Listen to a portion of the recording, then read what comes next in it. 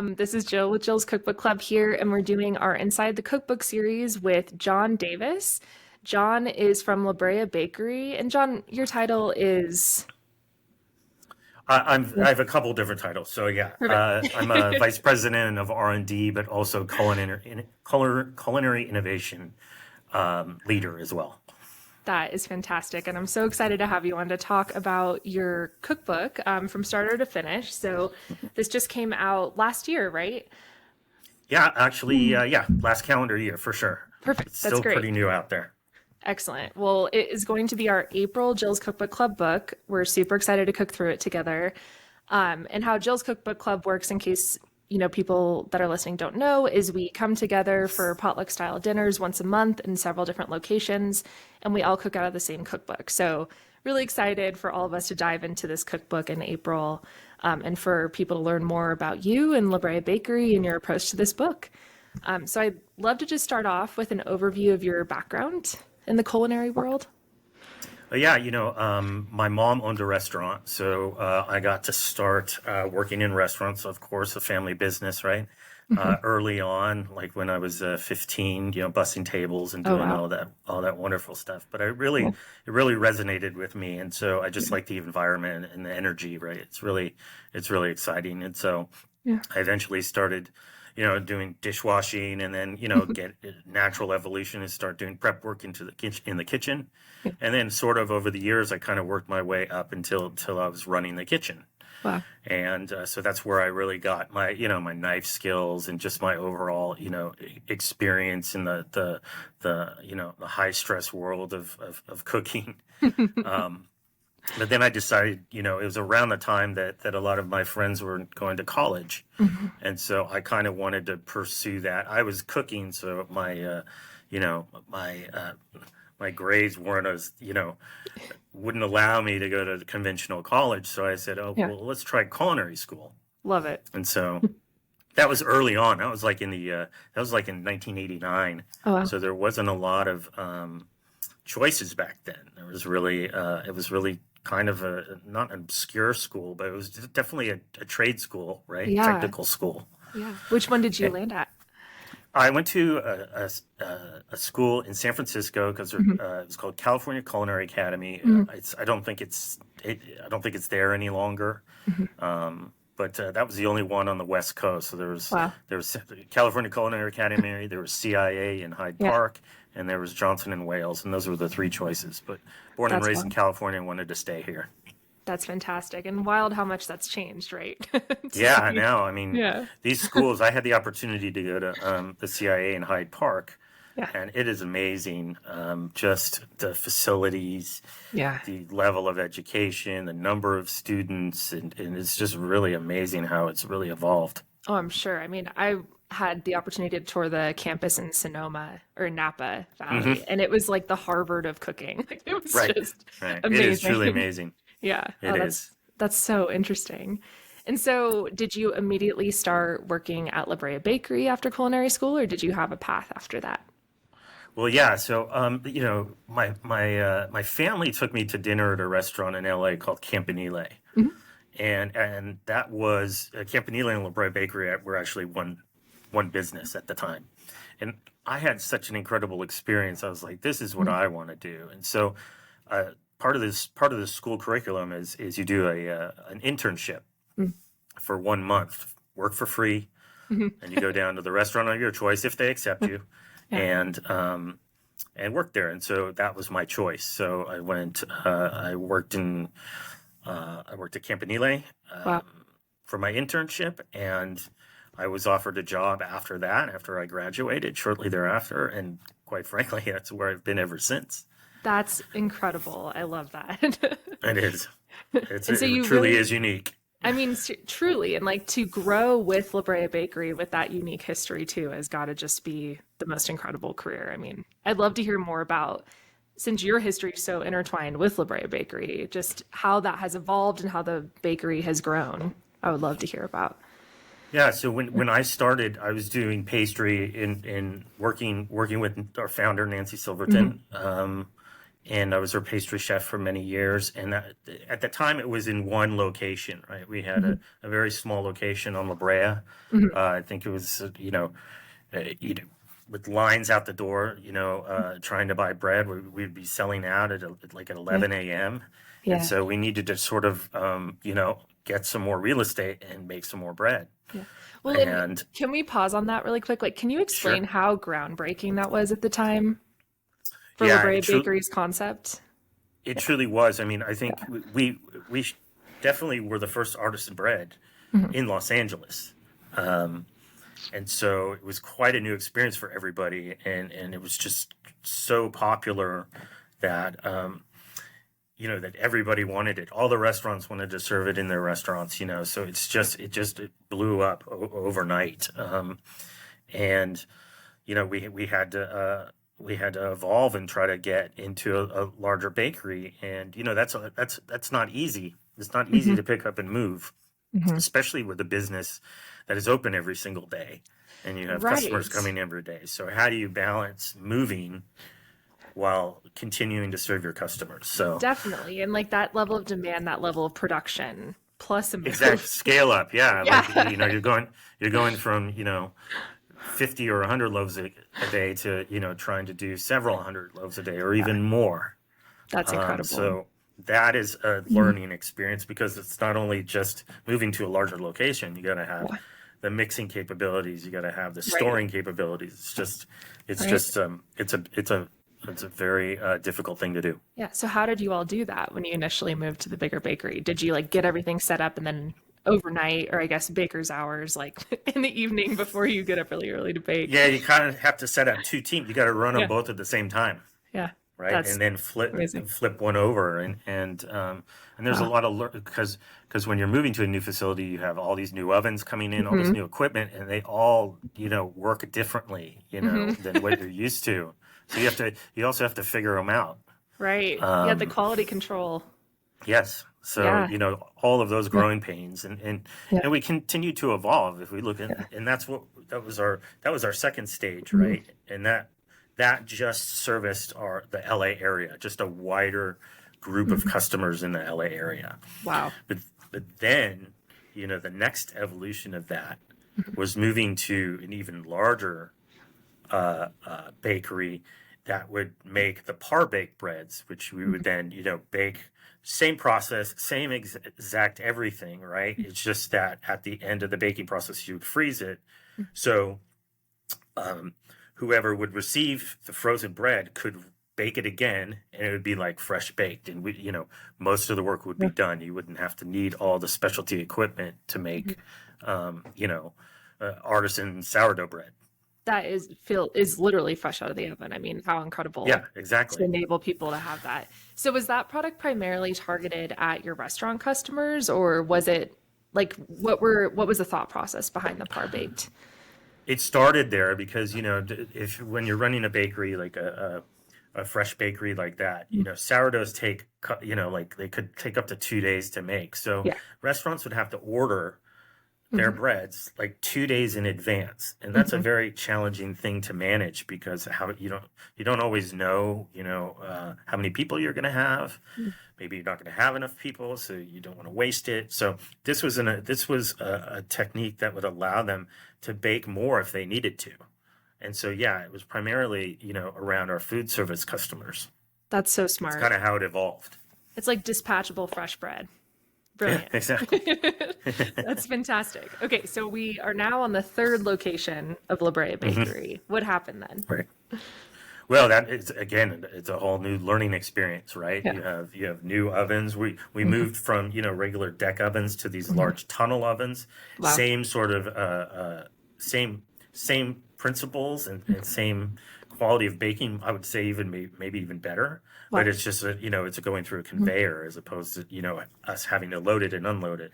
Right. So learning these types of automation were the learning curve, definitely. But I think with our experience from moving before, we kind of anticipated what might be the trouble points. So um, and then then from there, it really took off because now this gave the opportunity for us to reach such a wider audience, a nationwide audience now, Yeah. and share our, artisan breads with a lot more people. I mean, that was the purpose. I mean, you know, to get it, to become more accessible. Yeah, that's fantastic. And so is that when you started to move beyond the LA area and just really, Correct. that's so exciting. And how Yeah. has the history of the bakery been since then? Do you feel like it's just been off to the races and Yeah. I mean, yeah, we are shipping all over the country. yeah, Um, we are like the number one recognized artisan bread brand, yeah, and I think it's really we have a really loyal following. I think the brand's reputation speaks for itself in terms of quality, and and that's what we want to make sure we do is maintain that. That's part of my job as well, right? It's yeah, part of my job and everybody else, in the bakeries is to make sure that that doesn't change, yeah, yeah, and it had. which is incredible. I mean, I think one, I can't remember a grocery store that I've been to in the past few years that doesn't have a low Brea Bakery loaf, which is remarkable from a production standpoint. Like that's amazing to me, to just be able to rely on that as a customer.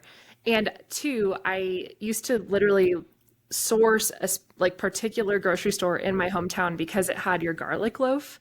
And that has been my favorite bread for 15 years. And to not have it change and just like still maintain that level of just excellence, I think is really remarkable. So, That's great that you mhm, like that yeah, because I yeah. created that one, Did and you? it's funny because Oh, if you now look I'm on getting all starstruck. That's incredible. if you look actually in the cookbook, Yeah. if you look on page,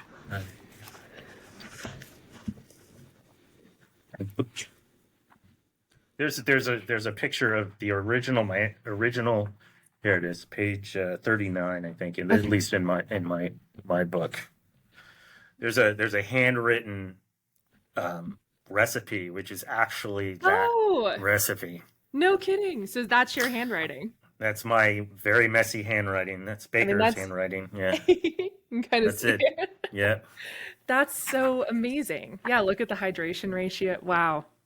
That is And this so is when I cool. was just sort of starting out, where I had to Okay. really, write everything down and figure out Yeah. Baker's percentages. I don't know if you're aware of Yes. what that is. Yeah. Can you explain, give a really quick overview of that Yeah, though? everything's a percentage of your Hmm. total flour in the recipe, so it kind of throws people off. So you can Hmm. have something like 110% of something, Hmm. of water and things like that. So Yeah. it kind of and that's how you formulate. Is like you base everything off your flour. So Interesting. And then you can just scale it because it's based on the ratios, right? Yeah. correct, Amazing. correct. So tell me your process behind the roasted garlic loaf because when I tell you it's my favorite bread, like it really is. Well, I don't know if you can see it in the writing. It started off as a garlic rosemary. Interesting. Yeah, but we Huh. had a rosemary, so we didn't want to Right. like kind of replicate things. So Right. we made it roasted garlic, and it was back when we found a really great partner here in California, Mhm. Christopher Ranch, which is Oh yeah. our roasted garlic supplier. So Oh, interesting. um, Okay. and yeah, it was just I think our love for roasted garlic. We used to use it a lot at Campanile. Yeah. We used to use spreads out of it. We used to put it in dressings and things like Mhm. that. Everybody seemed to resonate and thought it would be a good evolution for a sourdough because that's a sourdough as well, Mhm. a true sourdough. Yeah. So, um, I think that the beauty of it is those big whole cloves of garlic that you can find throughout the bread, Oh, and just a real and yeah. it's a sourdough. It's a mild garlic, right? It Yeah. doesn't like hit you in the face, but Yeah. in combination with the sourdough is really, I think, winning. Really Exactly. I was a think winner, just the sweetness you get from the roasted like component of the garlic right? with that the sourdough texture, the sourdough taste is just addictive, honestly. I could eat like half a loaf with just some good olive oil and balsamic. And I have. So that's fantastic. That's Well, great. I am just so happy to meet the inventor of that loaf. That's exciting. Well, I had help, but yeah, as you see with my recipe there, Yeah, no, that was my task. that's really, really cool. Love that. Well, that kind of brings us into the cookbook a little bit, which is great. Do you want to give an overview of the starter to finish cookbook? Yeah, I think so it contains like one recipe for making a sourdough loaf because, and the Hmm. reason why we wanted to do that is we wanted to give our take on what a sourdough should be, or what how you should make it at home, or some Hmm. direction. Let's just put it that way, because Yeah. it's people are going to change and do whatever they want, but this is just sort of direction. Hmm.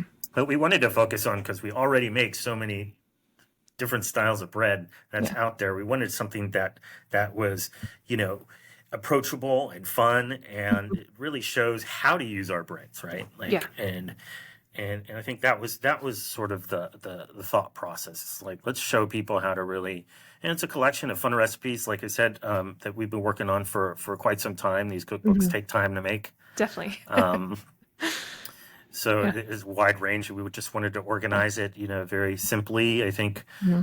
some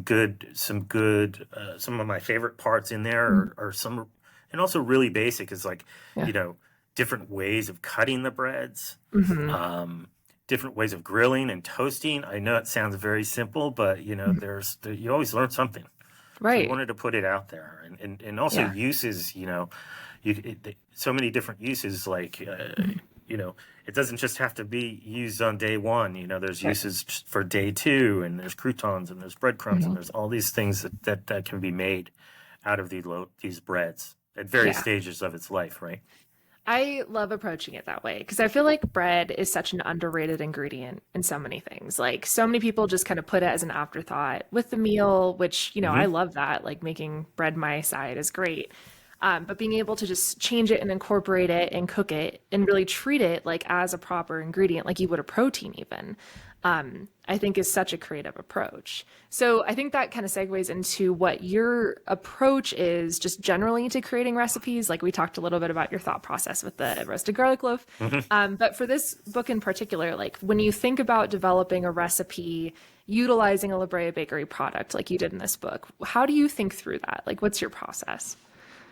Well, there's, like, I think it depends on, what type of recipe. So for example, Mhm. like if we're doing sandwiches and some appetizers and things like that, we fully rely on like really high quality fresh ingredients, right? Mhm. That we recommend. People can make it their own, as to your point, um, Yeah. and choose to make it their own. But Yeah. I think it's I actually kind of encourage that a little bit. It's like, Mhm. have fun with it, right? Mhm. I think you know just don't compromise on ingredients, is what I say. You got some really great bread that you start with, Yeah. and utilize the freshest, highest quality ingredients that are accessible, right? Yeah. Yeah. No, and I think something that really struck me reading the cookbook was just like how much seasonality Hmm. was featured, where it's like, oh, if like the panzanella salad to me just like screams summer. And I'm Right, so excited for fresh tomatoes. I'm right, envious right, if you right. already have some in California because we We do do, not. yeah. And so jealous. No, I think that's just fantastic. And I love the approach to being fun and accessible too. I think that's a great way to develop recipes. Yeah, it is. Like, I mean, Mhm. it's you got to have fun with it. You really Yeah. do. And like I say, make it your own. Like, the little twists of like, if we call for a basil pesto, right? Why don't you try Mhm. pistachio pesto Mm, next time? Or some of those little fun. changes to make it your Yeah. own is really, can really make the recipe yours. Yeah. I love that. That's great. Yeah. Do you have a favorite recipe in the book? I do, and it goes back. Grilled cheese is one of my favorite, Oof. especially on sourdough, right? So Yeah. there's a short rib grilled cheese in there that Oh my God. uh, we've been we've had in our arsenal for quite some time in terms of recipes. It just continues to satisfy Yeah. every time we bring it up, and I mean, every that time we just serve it. sounds insanely good. I know. That's incredible. I'm really excited to cook that one. That's great. And then do you have a favorite technique that any of the recipes walk through? I think through our development, there's two recipes that stand out for me that are kind of different, right? Like a Hmm. different way of thinking. And so there's and this piece of equipment is new to me. So Hmm. everybody's got an air fryer nowadays. So Yeah. we did a grilled cheese in an air fryer, which I was skeptical about, right? Like, how does this work? But it Yeah. came out really, really great, and it Huh. and it and it opened my mind to, well, we can do a lot with this. I mean, I'm going to Mhm. try, baking off some of our rolls in there, our take and bake French rolls to Interesting. see what sort of different nuances it gets, how it crisps up the crust, and you don't have to fry everything, right? You Right. can use it to bake and all sorts Mhm. of stuff. So that technique was very interesting to me. And then also from like a usage perspective, and it goes back to our rolls again. Mhm. We have a Hasselback roll um, that we made, and it's visually very appealing, but it's got like endless combinations you can do. So yeah, you just kind of slice That's it just like you awesome. would a potato, That's put so all cool. sorts of fillings in there. It That's could be a great amazing. appetizer, side dish, whatever. It Yeah, was no just kidding. I thought that was I thought that was a really neat technique. Yeah, that's super creative. I love that. That's like the perfect Super Bowl Sunday snack. I feel Exactly. like to just have just a bunch of Hasselback rolls. What's your Right. favorite filling for them? Cheese. You put cheese on anything, people Great love point. it, right? Yeah, Cheese and hard to go bacon, wrong. right? Yeah, Yeah. amazing. Just go for it, right? Some green onions, maybe some Three, sour cream. absolutely. Yeah, I mean, yeah, just like a love it. potato, but a sourdough roll. That sounds so awesome. That's so creative. What do you think is the most surprising technique? Like if someone read it and were like, wow, I would never think that to do bread, like to do I, that to bread. What do you think is the you know, recipe? I kind of want to say that it was the Hasselback. I probably got ahead of myself on that, but Mhm. because that is truly unique technique. I think Mhm. that I haven't seen before. Yeah. Um, Also, I think going into the bread side, like the sourdough bread side. I mean, I don't think there's anything that because there's a lot more experienced bakers out there nowadays through COVID, but I Mhm. think just our basic technique there, if you read through it, is really good as well. But I Mhm. think I think some of the like the Hasselback is good. I think some of the grilled cheese combinations are good. Mhm. And also, what's unique here is we also give some desserts, right? We do some like ice cream sandwiches on, that people don't necessarily think about. And so those are pretty unique as well. Not many people think about outside of bread pudding or French toast or something like that. They don't.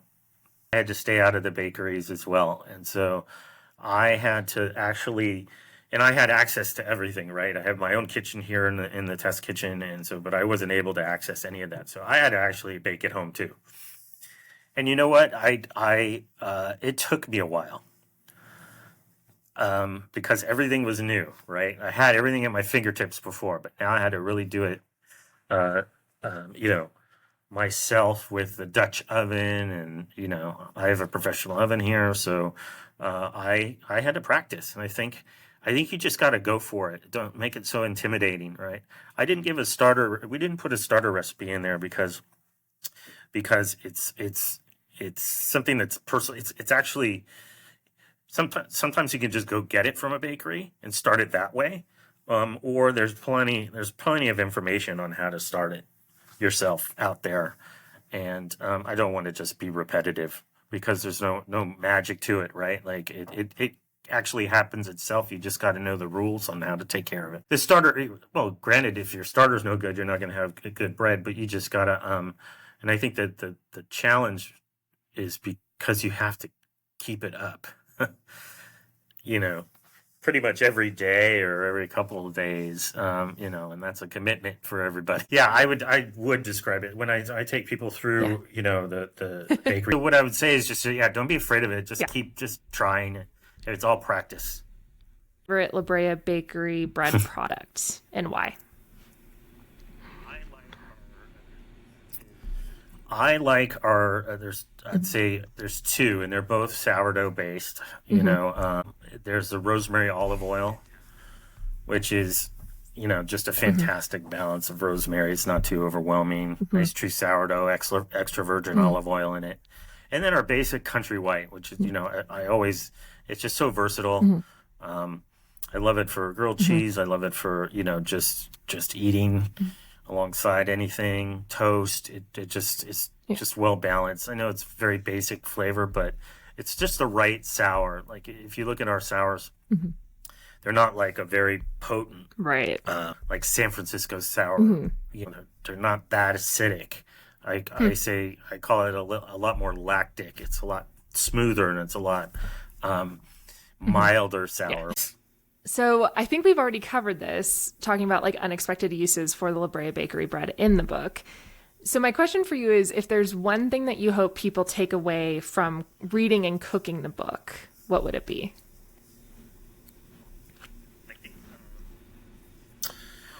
I think Mhm.